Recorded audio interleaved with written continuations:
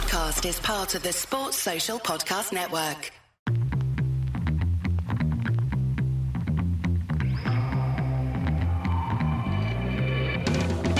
Welcome to the 1905 podcast. Each week, Joe and I bring you our unfiltered takes on the highs, the lows, and everything in between, following the Blues from Gate 13 of the Matthew Harding stand.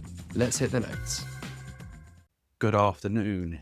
The final whistle in the FA Cup quarter-final is Chelsea 7, Port Vale 0, and what has been a very, very negative week in the world of Chelsea Football Club has at least ended with some goals and a win.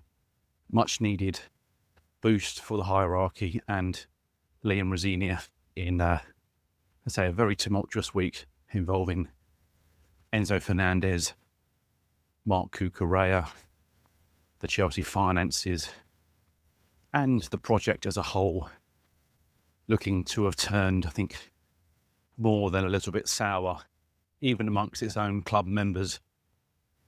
And yeah, I think as a supporter today, I went into the game really in a bad mood. I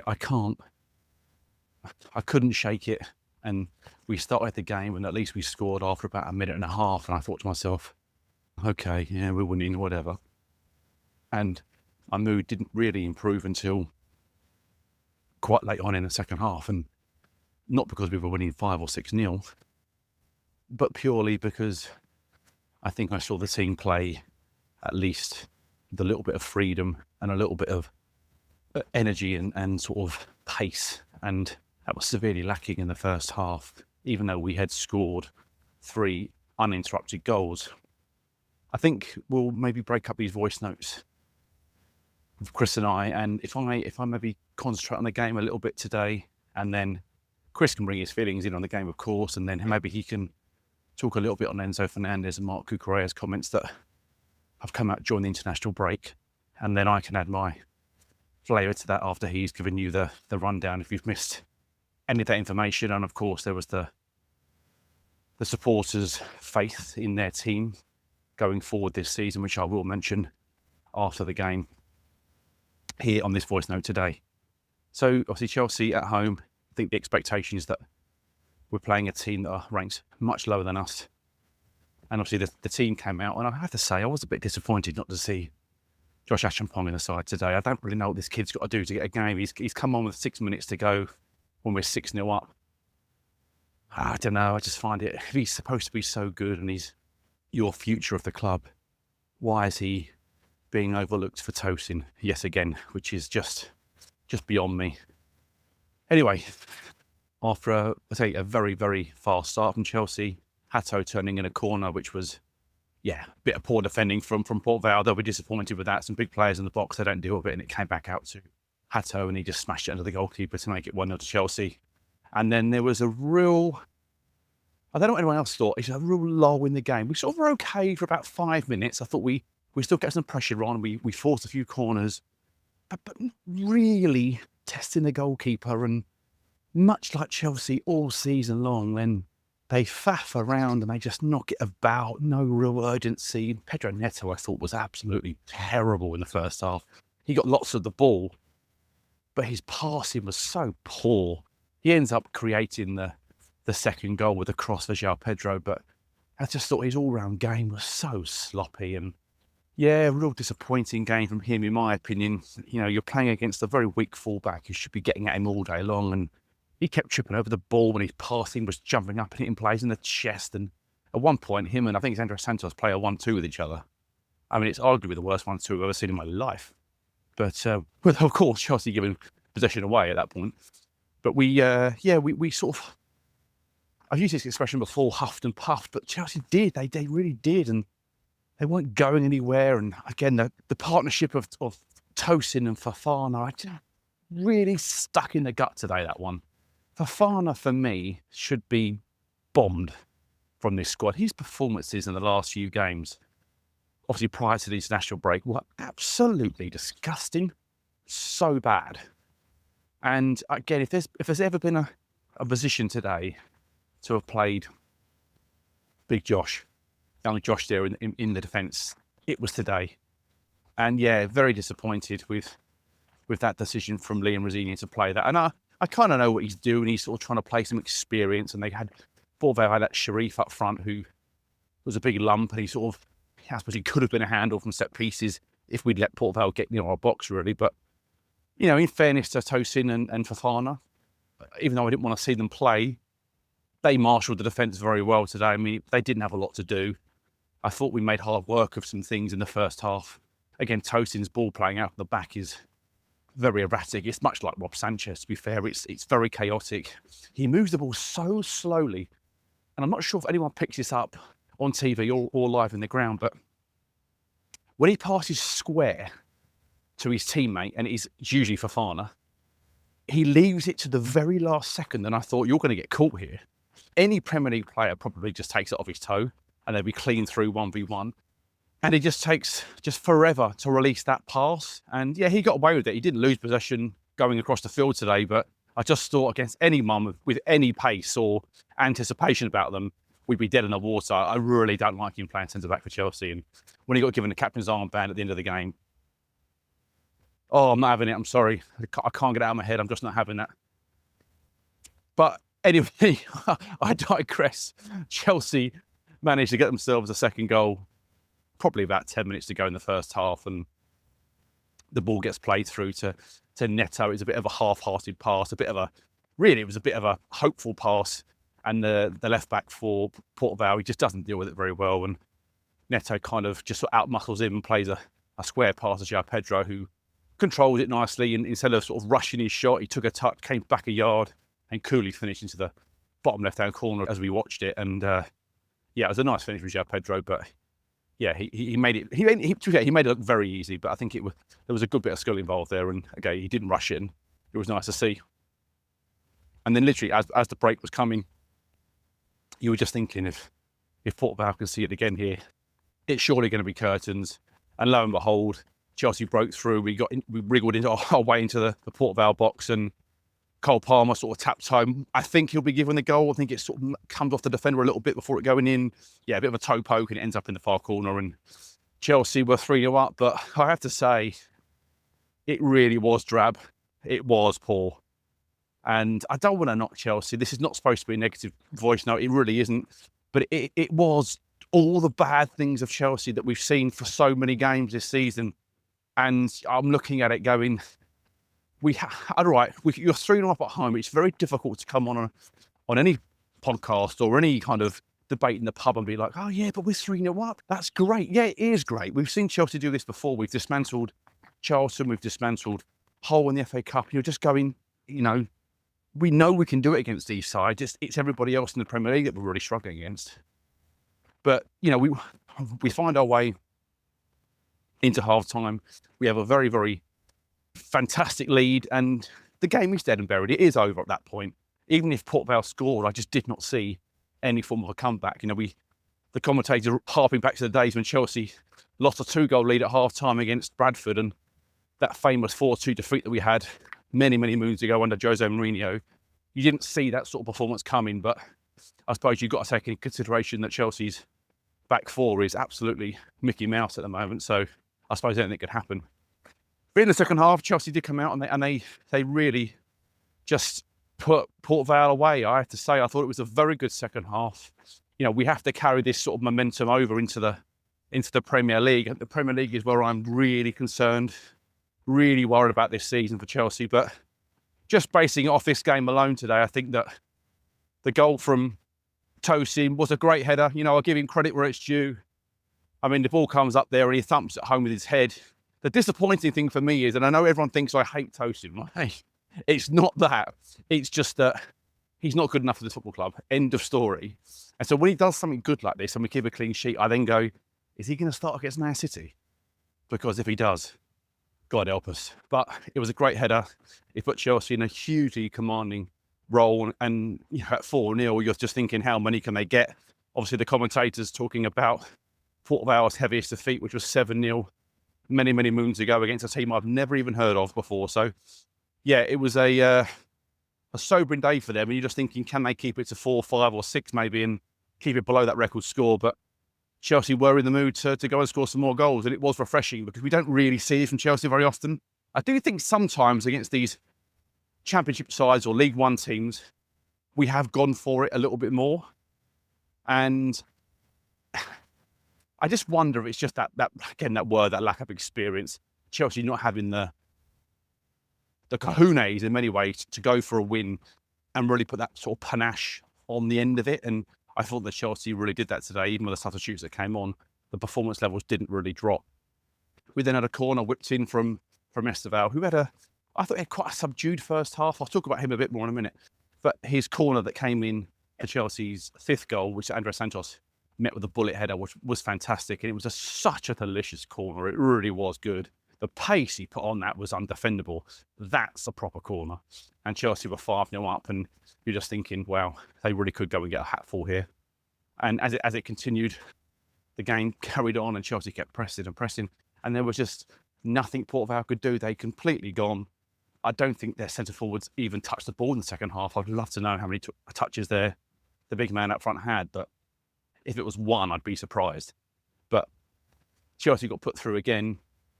I think with Garnacho, and he was sort of 1v1. The defender was on his shoulder, and the goalkeeper come rushing out, and he smashes it against the post, and the ball come ricocheting back to Estevao, and he coolly just rolled it under the goalkeeper. Well, not under the goalkeeper so much, but kind of rolled it in at the near post there to make it 6-0 to Chelsea. It was the easiest goal he's ever going to score.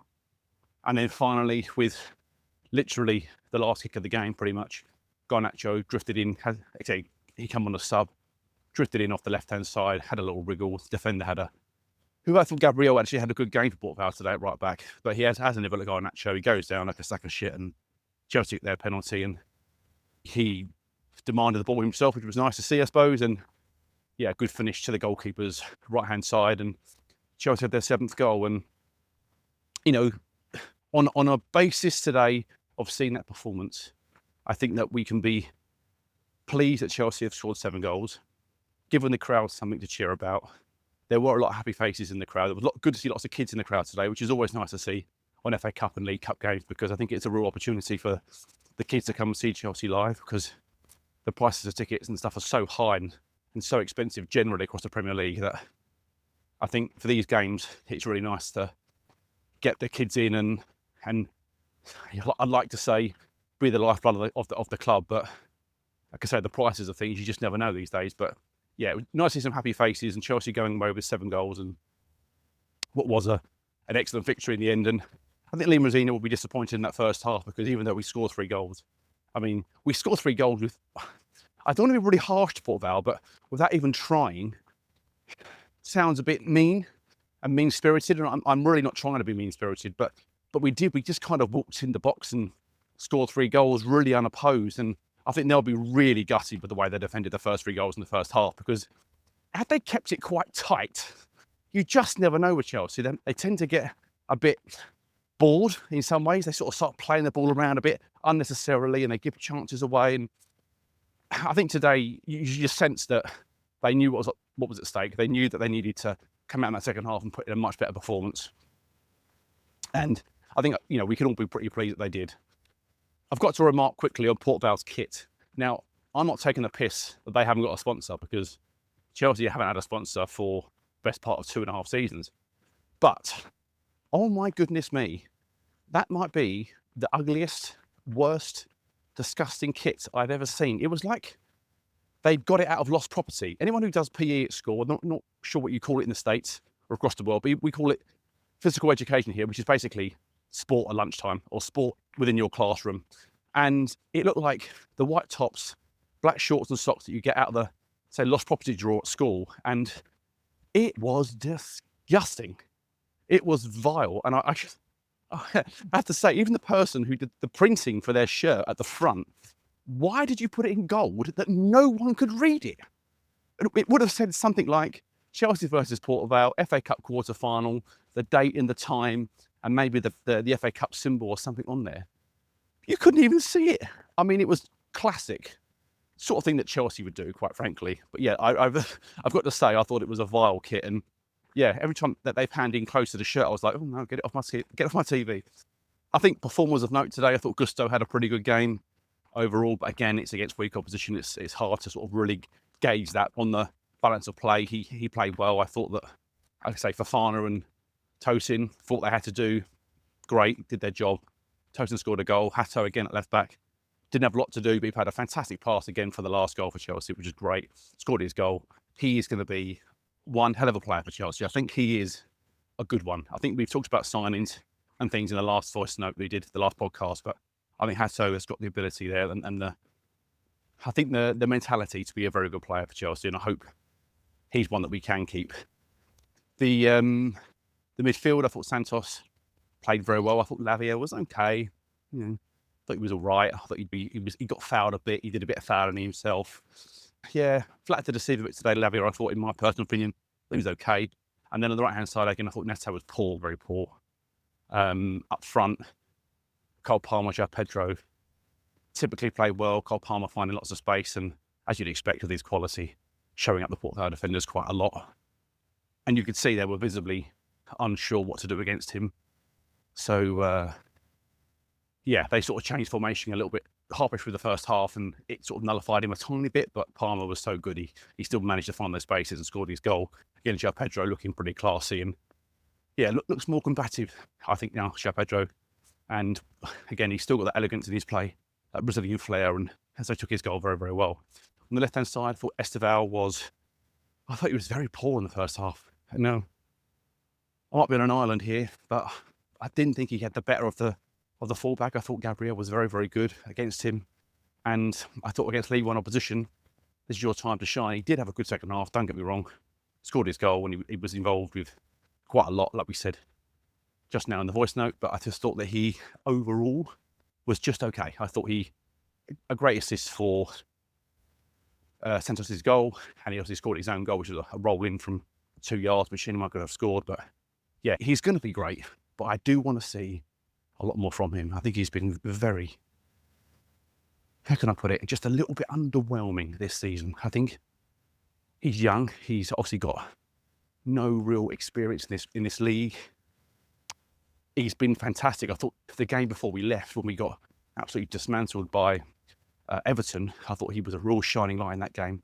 And I was hoping to see a lot more from him today, at home particularly. But again, not a knock on him, but I just think we need to see a lot more from him. As again, I think we were expecting him to be a bit Cole Palmer-esque, and he hasn't really found that sort of form consistently at all, in my personal opinion, this year. Fleeting moments, but not enough consistency. Obviously, his injuries have not helped that. But yeah, we need to see a lot more from him. Just going to quickly dive into The Athletic, who put out this poll for Chelsea supporters, well, all supporters of every Premier League team, and how you feel your season is going to finish and what your optimism rating is. I've got to say, Chelsea down in 20th position. 7% of Chelsea fans think the season's going to end well, and 93% think that Chelsea's season is going to end in doom, gloom and disaster. I have to say, I am a little bit in that red zone myself.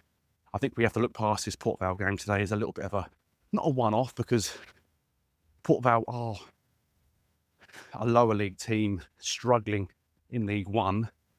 So I think we have to give them a little bit of a pass today in terms of the performance they put in. But we can't look at Chelsea and be thinking we've scored 7 goals and suddenly now we've got Man City and Man United next. We've got to go away to Liverpool and relegation dogfight sort of sitters, Nottingham Forest and Spurs coming to the bridge. And I think those games are going to be more difficult than we think, because they are going to be scrapping for their lives, and Spurs obviously changing their manager yet again. Now, De Zerbi knows what he's doing. He did lose his first 5 games when he was in charge of Brighton. Maybe if he could lose his first 5 games in charge of Tottenham, he'll put them down. So fingers crossed that might happen. But yeah, he's come in to resurrect their season, and I think that he could do it. That's not going to be an easy game for Chelsea. We have got some shocking fixtures, and I think we'll see the real Chelsea and what we're all about in the next few games. Because if they end up losing to City, United and Liverpool, we are going to be in the absolute despair, and the fans are going to be really revolting, and we can't have a performance like our first half today, or the whole game when we played Everton before the international break, because Man City, United and Liverpool will absolutely destroy us, even though that Liverpool have been completely and utterly dicked on by Man City today. I think hold your breath on our game, because if they're in any sort of form and they've got any chance of thinking they might win the league, they're going to be right up for this game against us, and we need to be very, very careful. Chris and I will do a preview of that game, I'm sure, next week. But it goes to show you that Spurs were above Chelsea even before their manager was put in place. Spurs supporters, only one position more. They were in 19th, but even they thought their season was going to end a lot better than Chelsea's would. So it gives you an idea of where the supporters and their trust lies at the moment with the ownership and the manager, which is pretty much at an all-time low, I would say. But look, we can dream. We're into the semi-finals. We might hope that Southampton pull a result off against Arsenal and we can draw them in the semi-final and go through the entire FA Cup round, not having played a Premier League team, which would be something else, wouldn't it? But if we do draw Arsenal, it will be the 5th time this season we would have played them. And let's hope we don't get done 5 times, because that might be too much to bear, even for me. So a good result today for Chelsea. A 7-star performance, if you want to call it that. They were good in the second half. There was a lot to do in the first half. They did rectify it. But oh my goodness me, we have an enormous few games coming up in the Premier League if they have got any ambition of qualifying for the Champions League next season and making sure that Chelsea's finances look a little bit better than playing in the Conference League, because unfortunately that might be where we're headed. But Chris, it's over to you. Chelsea are back. We are so back. But no, it was, we had to win the game, didn't we? I am joking, of course. We had to win the game, as Joe said. It wasn't just a good performance. I think if you didn't watch the game, you saw something new and just watched the highlights, you could come away thinking that Chelsea were absolutely electric. It wasn't really the case because, as I said, Port Vale made it pretty easy for us. But to be honest, just what the doctor ordered. And I don't know about everyone else, but I have very much enjoyed the international break, having a couple of weeks off. And to be honest, normally when the game comes round and we're finally back in action, I'm sort of absolutely desperate for it to come round. I didn't feel like that yesterday. There was an element of, oh God, okay, we go again. But it was good. It's what we needed. And as we saw later that evening with Arsenal going out, incredible for them. The quadruple dreams officially have collapsed in the space of a couple of games. Yeah, no games to be taken lightly, and Chelsea got the business done, didn't they?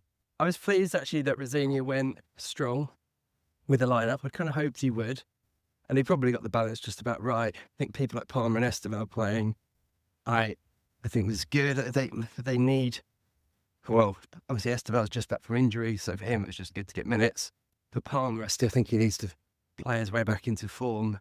He did obviously he was captain on the day and did a post-match interview with Chelsea TV, I just listened to, and was really buoyant and positive actually. He was saying that he finally feels completely fit now. He said he can shoot properly, he can do everything he used to be able to do. So that's really positive to hear. I have to say, not to dig him out again, I'm just not seeing it on the pitch. I just don't think he looks the player that he was at the moment. And I watched, maybe I'm biased because of this, because I watched over the international break this very short sort of snippet, the documentary on YouTube that TNT Sports have done about the England squad. And there was a big snippet on it, big section, kind of meeting Cole Palmer's parents and showing some of his highlights. And it was obviously made, I think, towards the start of Maresca's first season. So just off the back of him kind of breaking into the Chelsea team, Palmer this season before, talking about his move from Man City and just wanting to go and play football. And honestly, I mean, everyone listening remembers it, but I think I'd almost forgotten just how good he was. Like they're showing the goals and the highlights, the clips, the freedom that he was playing with at that time. Some of the stuff he was doing on the pitch was, let's face it, just a joke. I mean, do you remember the hat-trick he scored against Everton at the Bridge in that first season where he's lobbed Pickford on his right foot from about 40 yards, did that ridiculous he'll make a 1-2 and Jackson go run out. It was just, he could do anything, absolutely anything. And hopefully we'll see that Palmer again. You know, we've seen it with so many young players, and we like Foden, obviously his growing at Man City has had similar ups and downs, brilliant seasons, then off seasons. Hopefully with Palmer, it will just be a case of him finding his top form next season, and perhaps Chelsea giving him the freedom to do his best work as well. He was back at number 10 yesterday. I'd called for him to have a bit of time on the right wing, which he obviously had with Enzo Fernandez playing the number 10 a bit more. We talk about him in a second, of course. And it hasn't worked. Yeah, let's face it, him on the right hasn't worked. It hasn't kind of unlocked him as I hoped it would. So perhaps it is a case of putting him back in number 10 again, getting him on the ball and just hoping he can start creating some magic, because if Chelsea are to get over the line in this sort of chase for the Champions League, and certainly if we've got any chance of winning the FA Cup, then you really need an absolutely on-form Cole Palmer for this remaining set of fixtures, of which there aren't many now, are there? When you look at it, there's really not that many games left. So let's hope that what he said with his words, we start to see on the pitch with his actions as well. But important win, and I don't know what else to say really. I think on the young players, I had it written down for me to say as well, so I'm just going to add to what Joe said about Josh Achimpong. We need to give this boy minutes, proper minutes. At centre-back as well, let's face it, Chelsea have got a lot of injuries at the moment. Again, as I said, I understood that wanting to keep some experience on the pitch, play strong, but put him alongside Tosin or Fofana. Get him into centre-back, let him play some proper minutes. And if for whatever reason he didn't think he wanted to start, he didn't want him to start the game, which again I don't agree with, bring him on at half-time, give him 45 minutes at centre-back. Again, it felt like he got sort of token minutes. And Chelsea need to be really careful with this kid. He's incredibly highly rated and incredibly highly coveted from the likes of Man City, Bayern Munich and the like.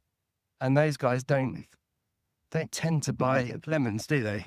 Yeah, Chelsea was just a little bit disappointing, that one, because if he's not going to play Port Vale in the quarterfinals of the FA Cup at Stamford Bridge, when is he going to play? And I thought that was a shame, particularly actually when you look back and think he was a big reason Chelsea at this stage scoring an important goal in the last round. So that was a shame. More positive was seeing Ryan Kibum and McQueen get some minutes off the bench. For those who don't know him, he is incredibly highly rated young Chelsea player, one of the academy sort of stars at the moment.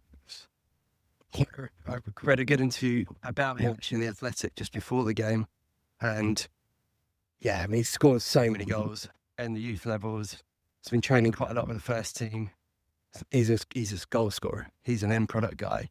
And of course, we know there's a long way from the journey from making your first sort of appearance in Chelsea shirt to actually becoming, a genuine part of the first team squad. But that was positive. Good to see him get some minutes again. Could he have got a little bit longer? I'd argue yes, but it was good to see him get some minutes, and always nice to see Chelsea debut at the Bridge, isn't it? So yeah, overall job done.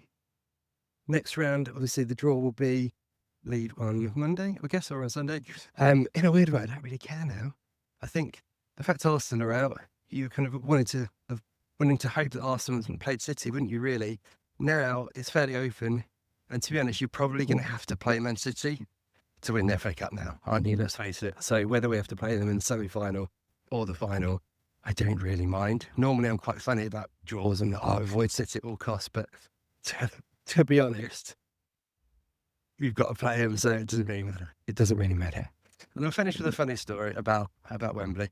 The first time I ever went to Wembley was in 1994 for the FA Cup semi-final against Luton Town for Chelsea. We had a very good draw that year. Chelsea won the game 2-0, by the way, Gavin Peacock scoring twice. But I would have been about 11 years old at the time. And on the way to the ground, Chelsea hadn't been up to Wembley for years. We're certainly not in a big FA Cup game for many, many years. And my dad said, we've got to pick up, go via the supermarket, son. I was like, why is that? He said, we've got to go and get a load of celery. And I was like, my dad gone absolutely mad. And so we picked up I mean, I'm not exaggerating, about 3 plastic bags full of celery. And he just said, all you need to do is, when you see a Chelsea fan, just throw that celery at them and they'll know what to do. And so I loved it. You're being told I could throw vegetables around the place, living the dream. So every time I saw a Chelsea fan in the walk-up, throwing celery, and of course, they started singing back to me, celery, celery. In hindsight, what is an incredibly inappropriate song for an 11-year-old to be not only hearing, but very quickly singing along with them. But I guess I didn't really understand the real meaning, and it is an incredibly weird Chelsea tradition that I absolutely love, and we'll be buying some celery when I return to Wembley for the FA Cup semi-final very soon. So yeah, well done Chelsea. Can we please win at Wembley again? It's been far, far, far too long.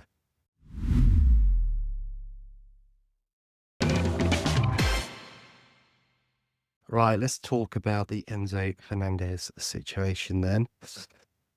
I mean, it wasn't just Enzo, was it, over the break, who's been saying a little bit too much, Cucurella as well, but I think Enzo's ones were probably a little bit more pointed towards talking about his love of Madrid and basically flirting quite openly with a link to Real Madrid. It was a bit of a throwback to the old days with our Belgian lads, wasn't it? And let's face it, Eden Hazard at times and Thibaut Courtois, of course, the snake.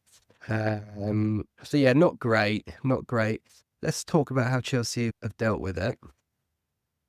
Personally, it's probably a little bit harsh, but I don't blame them. I think probably the club felt, and Liam Rosenior felt as well, they had to find a way to nip this stuff in the bud pretty quickly. And in terms of players speaking out publicly about leaving the club, and let's face it, Chelsea are a big, big club, and they do not want to see our players flirting with other clubs, particularly highly paid players. I think it's understandable. And probably Enzo Fernandez is the one who's basically been made a bit of an example of. That's my kind of reading of the situation. I don't think that any criticism for Liam Rosenior himself is fair at all in this, by the way, because I feel like, one, it would have been a club decision of which he was part of. But I also feel like it's sort of circumstantial, isn't it? Like, if this was a month ago when Liam Rosenior was doing really well, everyone would be really praising Liam Rosenior for showing his strength, showing that he really could manage the group and had a good element of discipline about him, like in much the way that if this was Mourinho or Conte or Tuchel, we'd be like, oh yeah, don't muck around with those guys. No one player is bigger than the club, etc. I think the timing of it, and obviously the way that Chelsea have been doing the last few weeks, meant that it was a bit, what has Liam Rosenior done that for? You know, we need Enzo Fernandez for the Man City game in particular and stuff. And you know what, we probably do. And it might be that we've hamstrung ourselves a little bit in that game. Because obviously Enzo has been one of the few players who has been playing well recently. But the stuff that came out about some of the other players not being particularly pleased with the way that Enzo's attitude after those defeats and things like that, that's probably part of this as well. So, do you know what? I don't mind it. And by all accounts, Enzo Fernandez was full of smiles watching in the stands from the game yesterday, and has obviously done social posts with like him at training with a blue heart and stuff like that. So let's wait and see how it plays out. I think there's a fairly good chance, let's say, put it that way, that Enzo does leave in the summer. But it'll be dependent on the likes of Real Madrid or PSG being able to put up the money, and Chelsea are going to want big money for him, and those guys don't tend to spend big money that often, so they'll need to get near, I would have thought, to 100 million for Chelsea to even want to have a conversation. So I'd say it's a long, long way to go in that one. What I really hope, though, is it's not one of those transfer sagas that goes on all summer, which I think there's a decent chance it will be, to be fair, because of the World Cup. And actually, much of this might depend on if Enzo has a very good World Cup, because Real Madrid in particular like to try to buy one of the stars of the World Cup, don't they? So if Argentina do very well in the competition and Enzo has a really good competition, I think there's a good chance they would look to make the deal happen after the World Cup. If he doesn't, and if some other player kind of is the star of the tournament, remember like James Rodriguez many years ago was the star, and they went and bought him. then it might be that Enzo goes further down their pecking order. So I don't think anything is confirmed, or you can guess what's going to happen. Interestingly, it has broken out this morning that Chelsea are very likely to buy his compatriot in Argentina, Valentin Barco, who is a club that you may know well called Strasbourg, was at Brighton previously, and by all accounts, a very, very good player. Plays in midfield as well now. He used to be at left back, but has moved into midfield. Obviously, Liam Rosenior knows him very well. He'll be coming, by the sounds of it, in the summer. And the question is, will he be playing with Enzo Fernandez, or will he be replacing Enzo Fernandez? Time will tell. Good afternoon. It is Easter Sunday here as I record, and I am down on the coast seeing my family, and it's very sunny but also very blowy, which is making my decision to wear shorts or trousers a really quite difficult one. I am currently stuffing my face with Easter eggs, and my children are at the age where Easter egg hunts aren't really a thing anymore, but they still like hunting for the chocolate nonetheless. So have a nice peaceful afternoon, and long may this sun continue, because at least when the sun's out it's a little bit warm. Chris has mentioned, I see quite a lot there regarding Enzo Fernandez and Marc Cucurella, for example, and giving his thoughts on what he thought happened and the way the club dealt with that. I think my overriding view on it was, if they'd been smart, it would have looked a little bit tokenistic, I know, but they could have just said to Enzo Fernandez, look, you're not playing against Port Vale, you got a game ban. Take the Port Vale game off. You weren't probably going to play in that anyway, but it looks like, you weren't selected, and we could have sort of moved on from it. I think supporters who were very quick to jump on Rosenior about this, Chris is completely right. It's not his decision. This will be a club decision. And they can't be seen to look weak. Because if they'd just come out and just gone, it's fine, and so you can say whatever you want when you go on international duty, you can behave however you like, even though you captain the club in Reece James's absence, that's fine, just slag us off and that's all fine.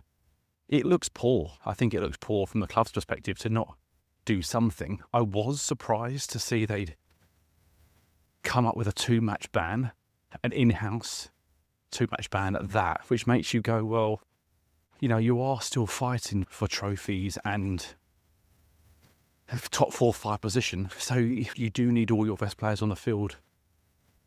When you can. We're not exactly blessed at the moment with a load of amazing top talent. There's some talented players in the squad, but I think he would be someone that would be not first on the team sheet, but certainly one of our first players on the team sheet at the moment. So we are cutting our nose off to spite our face, which I think is not the best thing to have done. I think had he had any further outbursts like this, either in this country or back in his hometown, then you could have maybe banned him properly, or then had a real long, hard conversation with him about his conduct.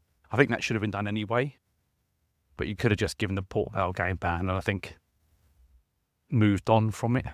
But it's become a bigger story than it needed to be, I think. I don't agree with a player coating off a club whilst they're on international duty, because I think it looks a little bit spineless. If you've got something to say it. Like if you don't agree with something, say it in an interview in this country. I'm talking after a game, not like a Lukaku thing where you sit down and slag off everyone at the club. I'm talking about if you're unhappy with the way the club is going, or you feel like you're not being listened to, then you can call them out in a post-match interview. But don't go crawling back to Argentina or Spain and then coming up with quotes, because it just looks a little bit, like I say, a little bit spineless in my personal opinion. But the club have to act on this stuff, because whether you like the owners or not, that's not up for debate here. It's just more a case of you can't be doing that as an employee when they pay you all this money. So I can tell you now, if you take your job, whatever job you do for a living, and you were constantly slagging them off, your bosses would get pretty unhappy with you, and before long you'd be up for a disciplinary and you'd probably get fired. You know, you've got to look at it in, just because we support Chelsea doesn't mean that these players are immune from, you know, getting a smack on the arse. So, yeah, I think it should have been dealt with a little bit easier. Maybe don't kill yourself by cutting him off for the Man City game, but like I say, something definitely had to be done. And I've got to say, really, after my voice note yesterday saying that I think that Southampton, or not I think, but what if Southampton do get a result against Arsenal and that Chelsea may end up playing Championship or lower sides all the way to the final, possibly in the FA Cup? Well, that came true.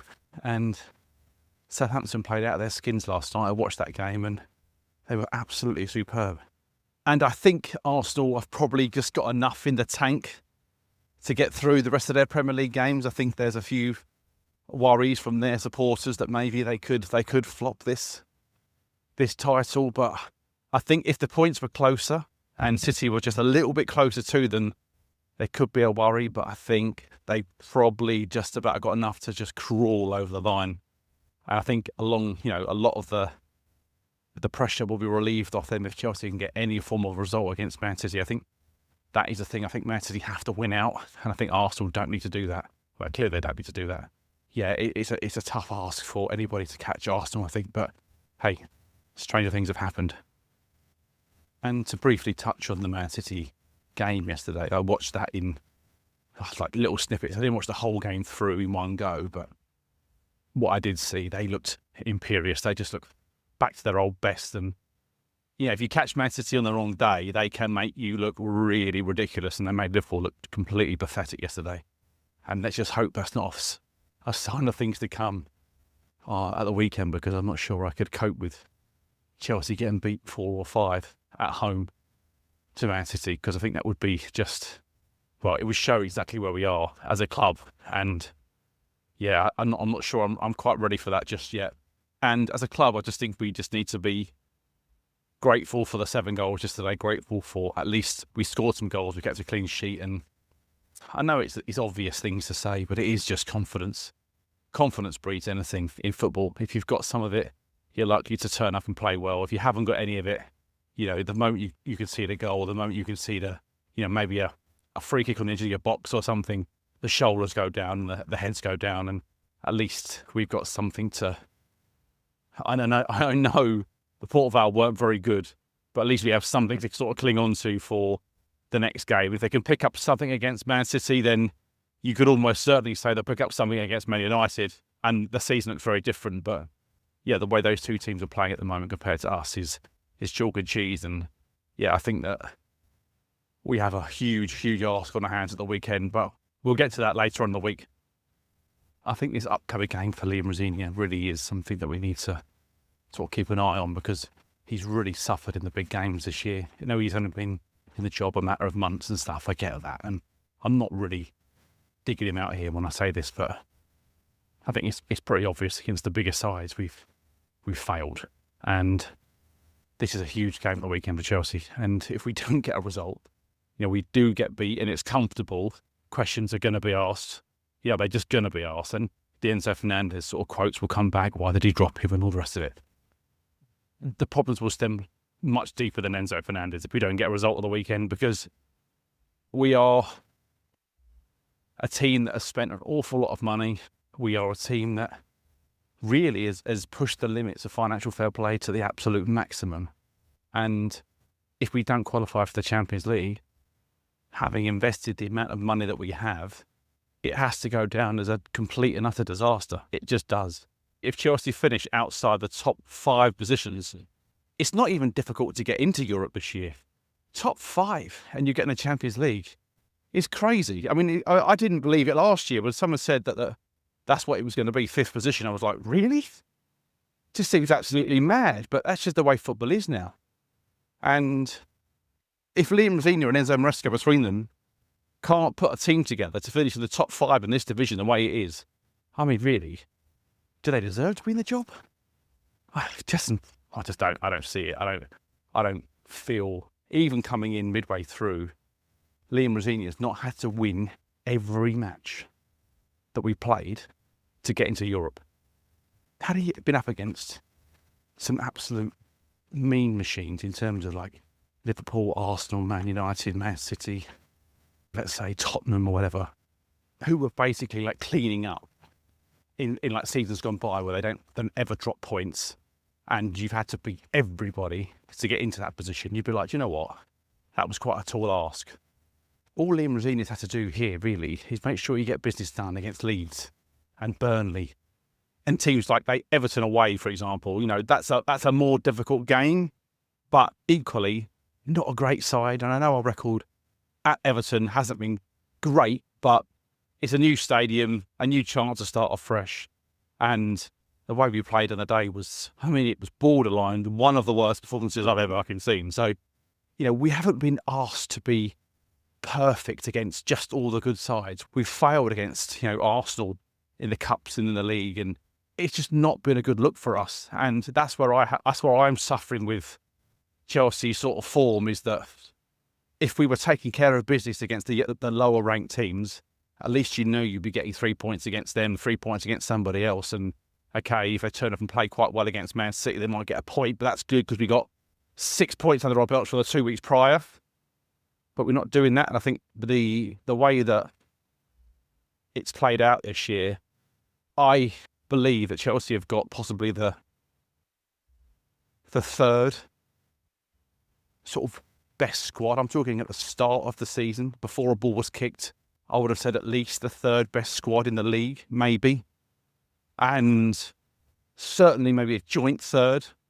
So to finish outside of the top 5 places, I think is a really, really poor look. And I just hope that there is some character in this side, because this is the time you're going to see it. Because if Chelsea down tools between now and the end of the season, if they get beat by Man City, you've still got to go and put in a performance against Man United, and you then go to Anfield and put in a performance there because they're not playing well.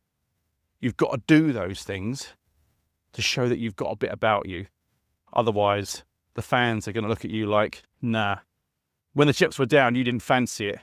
Not one time did I see someone like Eden Hazard when teams were playing against us and we knew we weren't going to win, or we knew perhaps that on the day that those sides had the beating of us, never did he give up, and he always put in a shift.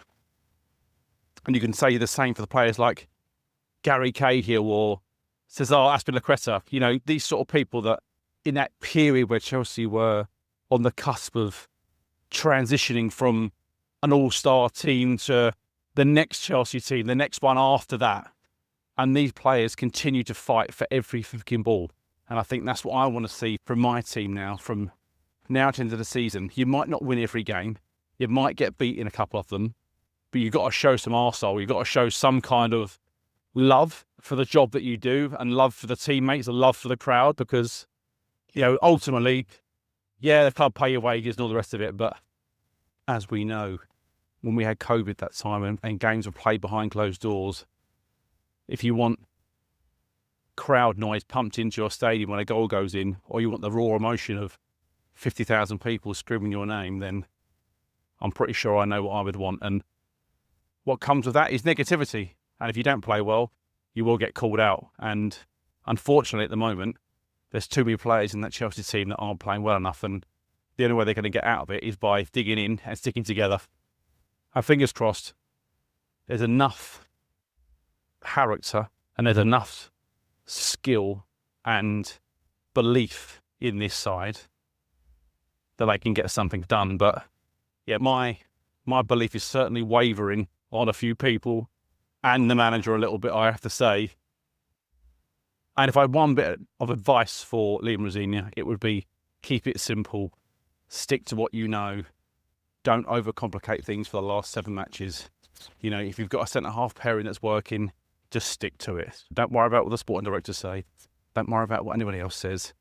Go with a team now that you think, there's going to be injuries and suspensions probably along the way, but your team needs to resemble what you are. Otherwise, you'll be out in your ear either way. So you can either go with what they tell you to, end up drawing or losing the game, or go with what you want to.